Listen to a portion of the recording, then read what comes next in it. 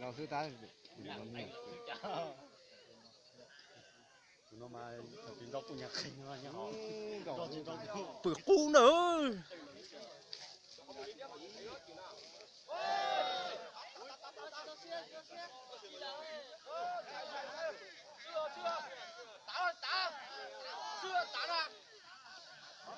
Chưa, có chưa rồi.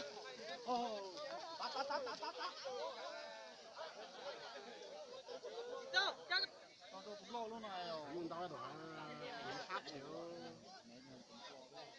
也有没晒了。Tụi mày chỉ riêng được. lo theo tụi nó cho nó chỉ khi qua ha, tụi phải cho hai tao tụi nó phải lo được tụi sắp tụi mẹ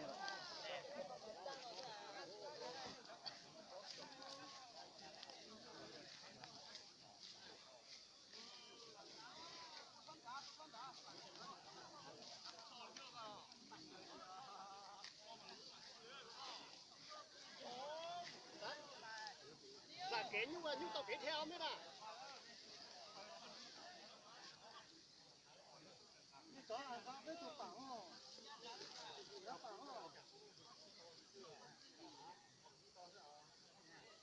Ô.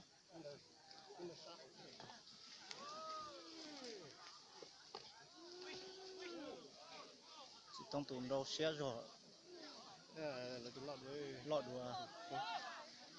Tao cái nhớ thêm một tí.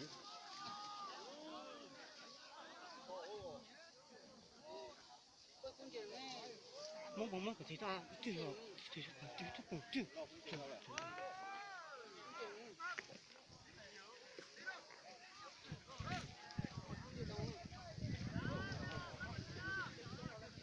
Theo mình mua số đông ấy.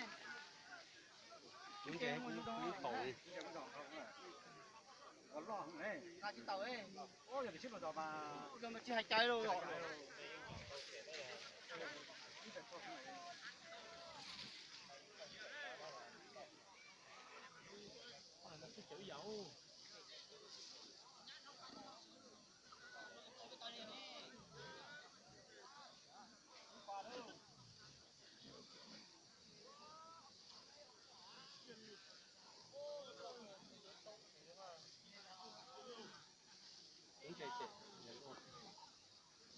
Sao kể theo hả?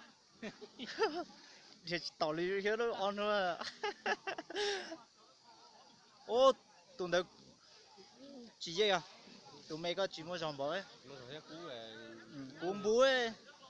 những cái sắp Thế tụi nó cú chỉnh khởi đua hết. Ôi, ôi, ôi.